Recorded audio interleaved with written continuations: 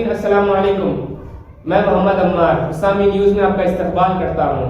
आइए देखते हैं आज की अहम खबर। 70 रुपए के बीच में आपको लीगर प्रोवाइड कराएंगे। तो वो नरेंद्र मोदी की पॉलिसी है, सबका साथ सबका विकास को सबको पिलाओ, वही पॉलिसी चल रही है। यानी अब शराब पिलाएंगे। एक आदमी बोलता है शराब पिलाएंगे, केरल का आदमी कहता था कि आपको बीफ खिलाएंगे। यही इनका हिपोक्रेसी है ना, कि कुछ भी करेंगे सत्ता के लिए, शराब भी पिलाएंगे, बीफ भी खिला देंगे, जो बोले कर देंगे, बस सत्ता चाहिए इन लोगों को। कोई मॉरल्स नहीं है, कोई प्रिंसिपल्स नहीं है। लेकिन नरेंद्र मोदी के खुद के स्टेट में वो जब सीएम रहे तब से शराबबंदी किए हुए हैं, बिहार में शराबबंदी किए हुए हैं। देखिए, जहां इनको सूट करता है वही करते हैं। केरल में इनका एक प्रेसिडेंट कहा था कि आपको बीफ देंगे, इलेक्शन में याद होगा आपको, और अब ये कह रहे हैं कि शराब दे देंगे। तो इनके पास कोई मॉरल स्टैंडर्ड्स नहीं है, सत्ता के लिए कुछ भी करेंगे। अब एक नया ऐलान कर दिए, शराब फ्री में पिला देंगे। अरे भाई, आप ये क्यों नहीं कहते कि हम आप सबको दूध पिलाएंगे फ्री में, हम बच्चों को उनके न्यूट्रिशन का इंतजाम करेंगे। ये शराब से बड़ी मोहब्बत होगी बीजेपी वालों को, बहुत ज्यादा मोहब्बत नजर आ रही शराब से। ऐसा लग रहा है कि अंगूर की बेटी से निकाह कर चुके हैं लोग। सर, मालेगांव ब्लास्ट केस में योगी जी ने कहा कि जो हिंदू संगठन लोग हैं और हिंदू लोगों को टारगेट किया गया और कांग्रेस इसकी माफी। किसने कहा? योगी आदित्यनाथ। देखिए, बाबरी मस्जिद की शहादत डेमोलिशन हुआ, एक कन्विक्शन नहीं हुआ, मोदी सरकार अपील नहीं करती। मक्का मस्जिद में बॉम्ब ब्लास्ट हुआ, 7 लोग मारे गए, उसके खिलाफ अपील नहीं करती। समझौता ट्रेन ब्लास्ट हुआ, कौन किया नहीं मालूम, अपील नहीं करते। तो ना बाबरी मस्जिद किसने शहीद किया वो नहीं मालूम, ना मक्का मस्जिद का ब्लास्ट किसने किया किसी को नहीं मालूम, समझौता ब्लास्ट किसने किया नहीं मालूम। मालेगांव में 2006 में खबरस्तान में बॉम्ब ब्लास्ट हुआ, 48 लोगों की मौत हुई। 2008 में यहां पर बॉम्ब ब्लास्ट हुआ मालेगांव में, दोबारा 8 लोगों की मौत हुई। अब ये तमाम विटनेस अगर हॉस्टाइल हो रहे हैं तो इसका मतलब ये है कि ये केस खत्म हो जाएगा। फिर किसने किया मालेगांव 2006 किसमें किया? 48 लोग मर गए, उनकी फैमिली को कौन जवाब देगा? मालेगांव 2008 में 8 लोग मौत हुई, कौन किया? क्या साध्वी प्रज्ञा ठाकुर के नाम पे वो मोटरसाइकिल है नहीं है? मुंबई में 92 के ब्लास्ट में एक मारुति वैन थी, एक लेडी की, वो वैन के ऊपर उसको सजा हो गई, तो इस पर सजा नहीं हो सकती क्या? अब ये तो बताना पड़ेगा सरकार को। क्या ये सरकार मरने वालों जो मौतें हुई है उनको इंसाफ दिलाएगी नहीं दिलाएगी? आप तो खामोश बैठे हुए हैं। ये तो सरकार का काम है, सरकार तयखुन दे। जो लोग मर गए मालेगांव में, जो लोग मरे हैदराबाद में, जो समझौता ब्लास्ट में मरे, उनको क्या मैसेज दिया जा रहा है? क्या मैसेज दिया जा रहा है उनको? सर, कानपुर में एक समाजवादी पार्टी के कुछ लोग बीजेपी के नेता बन के प्रधानमंत्री की जो रैली उसमें कार में तोड़ किए हैं। किसमें? प्रधानमंत्री मोदी की रैली में कई लोगों ने तोड़फोड़ की है, गाड़ी की। किसकी गाड़ी की तोड़फोड़ की? बीजेपी की गाड़ी तोड़फोड़ की है और समाजवादी पार्टी के लोग भी है। मेरे को नहीं मालूम, मेरे से अभी मालूम हो रहा है, इस बारे में कोई इल्म नहीं है। सर, यूपी में कैश टनल मिला है, कहीं ट्रंक्स भर भर के कैश मिला है, उस पे आपका क्या कहना है? रेड्स चल रहे हैं। प्रधानमंत्री से पूछना चाहिए कि नोटबंदी के बाद भी इतना पैसा कैसा आया वहां पर। डिमोनेटाइजेशन के नाकाम हो गया प्रधानमंत्री जी। 500 गई, 2000 1000 गई, क्या क्या बोले थे। अब ये भाई यहाँ तो माशाल्लाह खजाना निकल रहा है, 180 करोड़ रुपए, जिसमें 2000 की नोटें भी हैं। यूपी प्रदेश में ठोक दो के बावजूद भी इतना पैसा निकल रहा है। डिमोनेटाइजेशन शुरू दिन से हम करते नाकाम साबित है, नाकाम साबित हो गया। इतना नोट रहा है वहां पर कि, और ये पता चलाना चाहिए कि आखिर ये इतना पैसा है किसका, सरकार बता दे। इसकी खुशबू तो पूरे भारत में फैल रही है। सर, आप उत्तर प्रदेश में काफी सक्रिय हैं। बहुत ज्यादा उत्तर प्रदेश जा रहे हैं और वहाँ के जाड़े में आप गर्मी भी पैदा कर रहे हैं अपने सियासी वक्तव्यों से। लेकिन आपके एक जोरदार एक आरोप लग रहा है जो काफी पहले से लग रहा है, लेकिन इधर भी कुछ ज्यादा आपके आरोप लग रहा है कि आप बीजेपी को जिताने के लिए इतनी मेहनत कर रहे हैं। नहीं, अब देखिए, जिंदगी में मेरे को कोई चीज आती है तो मेहनत करना आता है।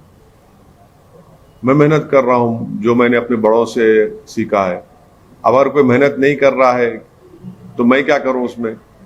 अब जिताना हराना तो जनता का काम है और अल्लाह जिसके मुकद्दर में कामयाबी लिखा वो कामयाब होगा। अब हम क्या लोकसभा का चुनाव लड़े थे, फिर भी बीजेपी जीत गई, राहुल गांधी हार गए, 300 सीट पे बीजेपी आई, हम तो सिर्फ 3 पार्लियामेंट की सीट पर लड़े और कहीं पर भी बीजेपी कामयाब नहीं हुई 3 पर हमारे लड़ने की वजह से। तो ये इल्जाम बेबुनियाद है। इल्जामात तो लगते रहेंगे, बड़े बड़े अंबियाओं पर, रसूलों पर, बुजुर्गों पर, औलिया अल्लाह पर इल्जाम लगे 10 दिनों से क्या है, मुझे कोई फर्क नहीं पड़ता।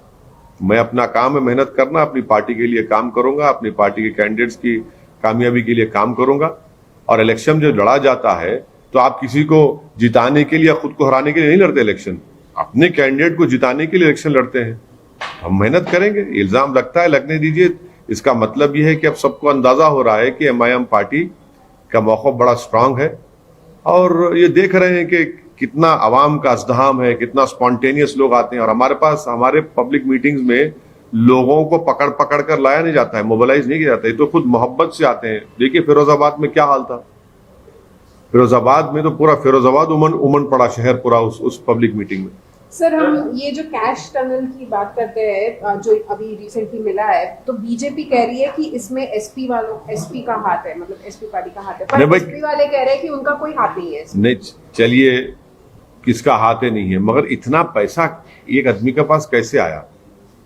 तो डिमोनेटाइजेशन नाकाम साबित हुआ। प्रधानमंत्री से हम अपील करेंगे कि आप एक्सेप्ट कर लीजिए ऑन रिकॉर्ड कि मैंने डिमोनेटाइजेशन किया, जिसकी वजह से बिल्कुल नाकामी हुई और डिमोनेटाइजेशन की वजह से सिर्फ गरीब पिट गया, स्मॉल स्केल इंडस्ट्रीज बर्बाद हो गई, हजारों की तादाद में नौकरी चले गई। अभी तक डिमोनेटाइजेशन का इफेक्ट गरीबों पर, नौजवानों पर, उनका बेरोजगारी मुकद्दर बन गया। मगर इस तरह के लोगों के पास तो आज भी नोट है और कल भी रहेगा।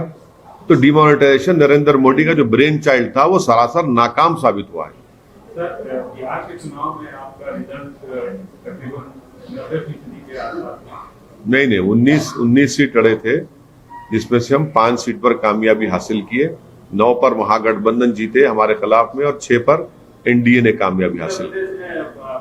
कितनी सीटें उम्मीद कर रहे हैं? अब देखिए ना, मैं हथेली की लकीरों को देखकर बोलने वाला तो एक्सपर्ट नहीं हूं, ना मैं सेफोलॉजिस्ट हूं, ना सितारों को देखकर बोलने का इल्म है। हाँ, मेहनत करना मेरे हाथ में है, मेहनत हमारे पूरे पार्टी के लोग कर रहे हैं और मुझे यकीन है कि इंशाअल्लाह ताला पहले से बनिस्बत एमआईएम का बेहतर परफॉर्मेंस होगा। और हमको उम्मीद है अल्लाह से और उत्तर प्रदेश की जनता से कि वो अपने दुआओं से, अपने वोटों से नवाज कर एमआईएम के उम्मीदवारों को कामयाब करेगा। कितने सीट सर? 100 सीट पर तो शौकत साहब प्रेसिडेंट ऐलान किए हमारे कि हम चुनाव लड़ने की तैयारी कर रहे हैं।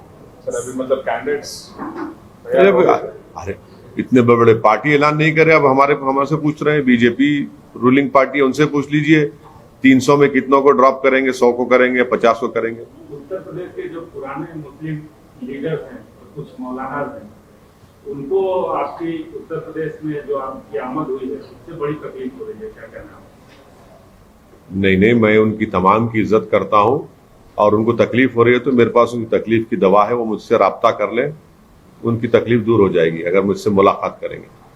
मगर उनको ये देखना है कि जयंत चौधरी के स्टेज पर 10 साल का जमीरुल्लाह एक एमएलए है, उसको आप ढकेल देते हैं।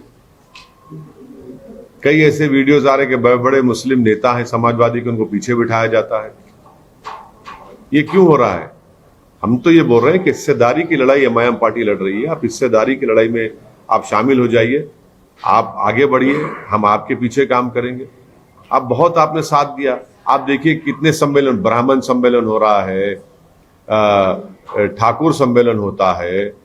अरे भाई, मुसलमानों की तो कोई अहमियत ही नहीं रही ना उत्तर प्रदेश में, उनकी वोट की वैल्यू की अहमियत नहीं रही। तो इसलिए हम इन तमाम बुजुर्गों से अपील कर रहे हैं कि इन नौजवानों की सरपरस्ती करिए बाप। ये जो नौजवान जो दौड़ रहा है, हिस्सेदारी की लड़ाई लड़ रहा है, आप उन नौजवानों की सरपरस्ती करिए, उनके लिए दुआ करिए, उनके लिए आशीर्वाद करिए, और यकीनन आपको जो तकलीफ हो रही है मेरे पास उसका इलाज है, मेरे से मुलाकात करिए। सर, कांग्रेस मतलब सपोर्ट करना, योगी का स्टेटमेंट आपने देखा होगा, कांग्रेस सत्ता में है जब हिंदू संगठन के लोगों को टारगेट करके मालेगांव ब्लास्ट में फंसाना, और जब ऑपोजिशन में है विरोध करना, ये योगी जी का स्टेटमेंट था। इस पे आप देखिए, चाहे सुनिए, चाहे सत्ता क्या करना चाहिए? सुनिए, चाहे कांग्रेस पावर में रहो या बीजेपी पावर में रही है, मिसकैरेज ऑफ जस्टिस अगर किसी से हुआ है तो मुसलमान से, दलित से हुआ है, आदिवासियों से। इन दोनों पार्टियों ने किया है। तारीख है, हमारी हिस्ट्री है कि कितने जेलों में सड़ गए। यूएपीए का इस्तेमाल किस पर होता है, पोटा का इस्तेमाल किस पर हुआ, टाडा का इस्तेमाल किस पर हुआ, मुसलमान, दलित, आदिवासी पर हुआ, और तमाम मिसकैरेज जस्टिस है। कंप्लीट मिसकैरेज ऑफ जस्टिस अगर किसी से हो रहा है तो इन 3 कम्युनिटीज से हो रहा है। ये दोनों पार्टीज जो पावर में रहते हैं, इसमें कोई डिनाई नहीं कर सकता। 1.5 साल, 3-3 साल, 4-4 साल जेल में और बरी हो जाते हैं।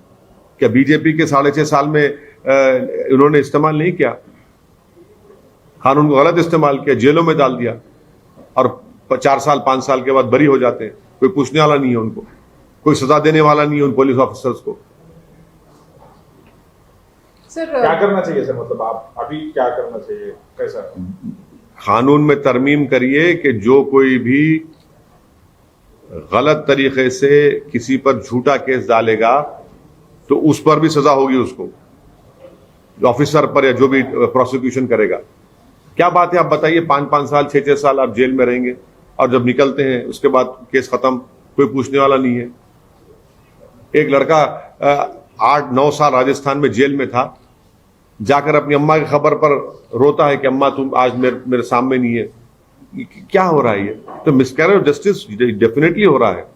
और इसी तरह के कानून जब आप बनाएंगे तो कानून आप बना देते, बुक कर देते, और जेल में उनको डाल देते, सड़ा देते वहां पर, और 8-9 साल के बाद तो बरी होते। सर, कोविड केसेस जैसे हम देख रहे हैं बढ़ रहे दिन ब दिन, और अब जो है वो प्रधानमंत्री नरेंद्र मोदी ने बूस्टर डोज भी अनाउंस कर दिया है। देखिए, प्रधानमंत्री जो है ना, वो बूस्टर छोड़िए, प्रधानमंत्री हमको ये बता दे कि मैंने पार्लियामेंट की स्पीच में ये कहा था कि हमारे हेल्थ वर्कर जो है फ्रंट लाइन, उनको कोविशील्ड या कोवैक्सीन का 2 डोज लेकर 7.5-8 महीने हो गए। अब ये कह रहे हैं कि प्रिकॉशनरी वैक्सीन। अरे भाई, उनकी इम्यूनिटी खत्म हो चुकी है। प्रधानमंत्री देश को बता दें, नंबर 1, कि उनको प्रिकॉशनरी वैक्सीन तो कोविशील्ड कोवैक्सीन नहीं लग सकता है, सब एक्सपर्ट से कह दिया। तो क्या प्रधानमंत्री कोवोवैक्स या जेनोवा का mRNA वैक्सीन लगाएंगे, या बायो ई का ये जो भारत बायोटेक का जो नेजल देंगे? क्या देंगे? अभी आप तो इमरजेंसी यूज ऑथराइजेशन दे रहे हैं और पहले जनवरी 15 से सबको लगा देंगे। कितना झूठ बोलेगी सरकार ये? जनवरी 15 से अगर आप लगाएंगे हेल्थ वर्कर्स को, और 60 साल की उम्र के जो बुजुर्ग हैं जिनको कोमोर्बिडिटी, कौन सा लगाएंगे सरकार, बताइए आप? इमरजेंसी यूज ऑथराइजेशन का मतलब क्या है? कि जिसको इमरजेंसी में यूज करेंगे। ये बता रहा है कि इस सरकार के पास प्रिकॉशनरी वैक्सीन या बूस्टर वैक्सीन की तैयारी नहीं है, कुछ तैयारी नहीं है, और देश को झूठ बोल के आंखों में धूल झोंक रहे हैं। ओमाइक्रॉन के लिए बूस्टर शॉट या प्रिकॉशनरी वैक्सीन जरूरी है। आप क्या देंगे? कोविशील्ड को वैक्सीन तो नहीं दे सकते ना आप, आपको mRNA वैक्सीन देना पड़ेगा। इंग्लैंड, यूके ने सितंबर में ऑर्डर किया था, आपने 1500 करोड़ रुपए दिए किसको? कॉर्बोवैक्स को। कब देगा वो? कब देगा? जनवरी के एंड में देगा। आप कह रहे 15 जनवरी से सबको लगा देंगे, पूरे डॉक्टर्स को, फ्रंटलाइन वर्कर्स को, और आपके 60 साल के ऊपर जो है। आप कौन सा देंगे बताइए ना? और कितने आपके पास मेडिसिन है बताइए, वैक्सीन कितने आपके पास? कुछ नहीं है, कुछ तैयारी नहीं है आपके पास, सिर्फ अनाउंसमेंट, जुमला, हेडलाइन मैनेजमेंट है। बच्चों को भी 3 तारीख से। अरे कौन सा लगाएंगे बच्चों को? आप तो इमरजेंसी ऑथराइजेशन का मतलब है कि इमरजेंसी में लगाएंगे। आप कौन सा कॉर्बोवैक्स लगाएंगे, कोवोवैक्स लगाएंगे, या फिर वो भारत बायोटेक का नेजल का ड्रॉप्स करें, कौन सा लगाएंगे? आपका कोई ब्लूप्रिंट ही नहीं है, आप तो सिर्फ अनाउंस कर दिए। ये तो सेकेंड वेव आने से पहले वैसे ही हुआ था, अब ऐसे ही कर रहे हैं लोग। हम तो समझे कि सेकेंड वेव में जो बर्बादी हुई, जो लाखों में लोग, भारत के लोग मारे गए थे, आप उसके लिए तैयार रहेंगे थर्ड वेव के लिए, मगर अभी भी आप वही गलती कर रहे हैं।